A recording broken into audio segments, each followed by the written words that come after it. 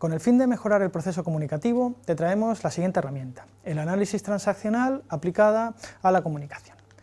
Bien, el análisis transaccional es una teoría de los años 50 desarrollada por Eric Berne. Eric Berne fue un médico psiquiatra canadiense, después afincado en Estados Unidos, que se dedicó al estudio de las relaciones humanas, básicamente a la interacción entre las personas.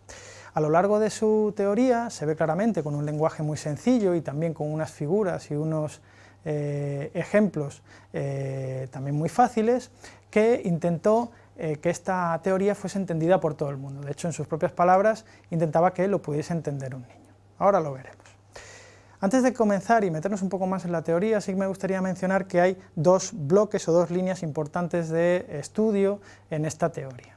Por un lado tenemos los guiones de vida, que no vamos a ver en este vídeo, y que básicamente se trata de un estudio del tipo de elecciones que hacemos en función de las elecciones de los demás y cómo actuamos en función de las acciones de los demás. Y después tenemos la otra línea, que es la propia teoría de la personalidad, que viene dentro de este análisis transaccional, y es la parte que nos interesa de cara a la comunicación. Bien, ¿en qué consiste la teoría del análisis transaccional? Se basa en la existencia de tres estados del yo: el estado del yo padre, el estado del yo adulto y el estado del yo niño. ¿Qué es esto del estado del yo? Vamos a ver, las personas expresamos nuestra personalidad pues cada vez que nos comunicamos, cuando pensamos, cuando reaccionamos, cuando sentimos, etc.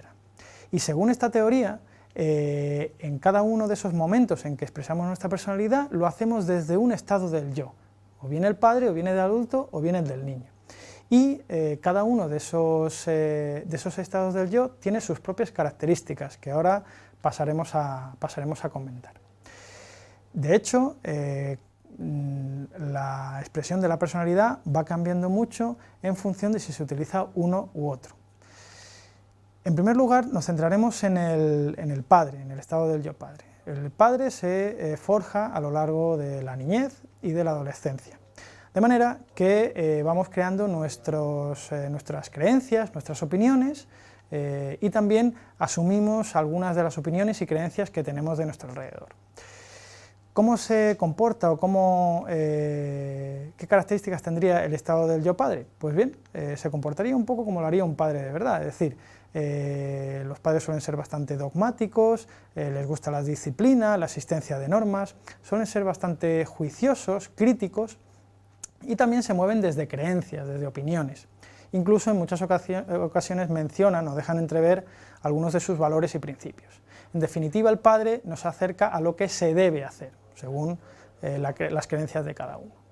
Un ejemplo de un mensaje emitido desde el padre sería, por ejemplo, si yo digo, para ser un buen estudiante lo que se necesita es mucho esfuerzo.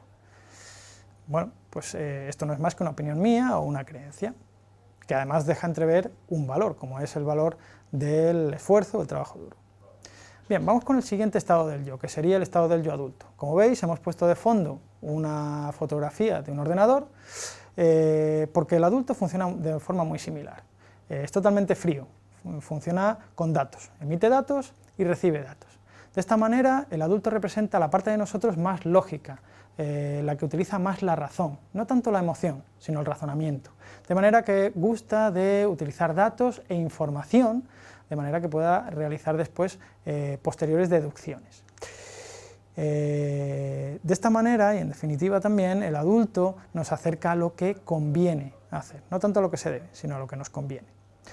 Un ejemplo de esto sería, si yo digo, bueno, pues en España la media del coste de sacarse el carnet de conducir es de 700 euros. Esto no es una opinión, no es una creencia, simplemente estoy citando una información, un dato que leí hace un par de semanas en un periódico. Bien, vamos a terminar entonces con el estado del yo niño y sus características. En definitiva, el estado del yo niño funciona muy parecido a como lo hacíamos en la infancia. Por lo tanto, es la parte que nos aporta energía, que nos aporta motivación, que nos mueve. Es nuestro lado más creativo, también más curioso, y en definitiva es todo emoción, nada razón, todo emoción. De manera que, siguiendo el estado del yo niño, hacia donde vamos es hacia lo que queremos hacer, hacia lo que realmente queremos conseguir. Si yo digo, por ejemplo, he visto un máster que me encantaría hacer, tiene una pinta fabulosa, eso sería una expresión desde el estado del yo niño. No estoy entrando a ver si me conviene o si me lo puedo permitir ese máster o no, tampoco estoy decidiendo si debería hacerlo, si no debería, etcétera, ¿no? Estoy simplemente emitiendo pues, la voluntad, la motivación, algo que me llama la atención de ese máster que he visto en un anuncio.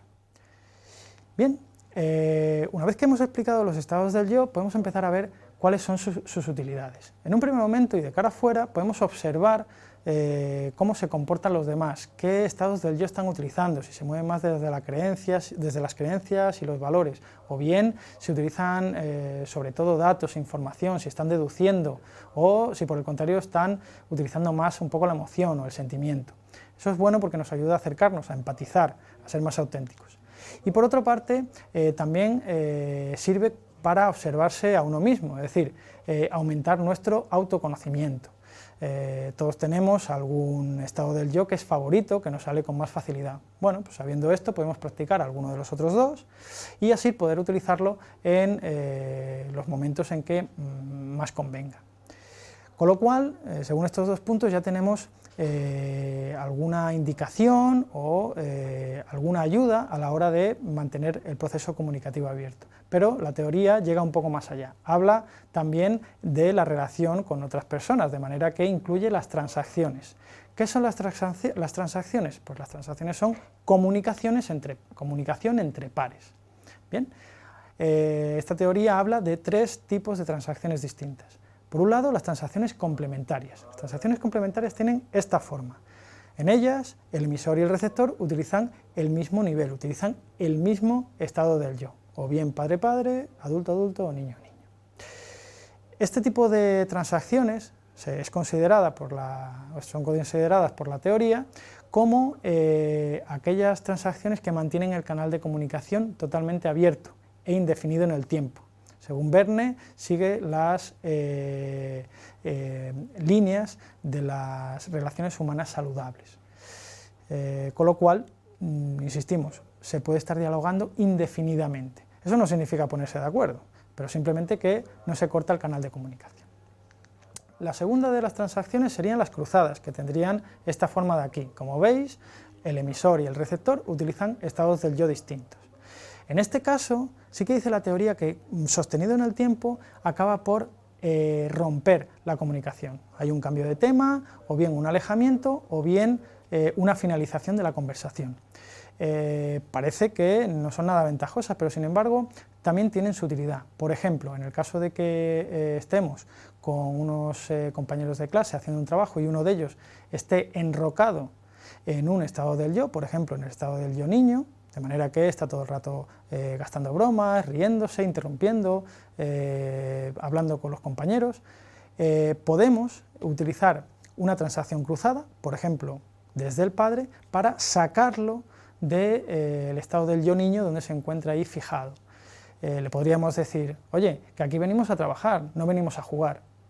Bueno, esto automáticamente provoca la subida de nivel de esta otra persona desde el estado del yo niño hacia otro estado del yo, que probablemente sería el del padre. Con lo cual, hemos utilizado una transacción cruzada para impactar, digamos, en la otra persona y sacarlo donde estaba enrocado.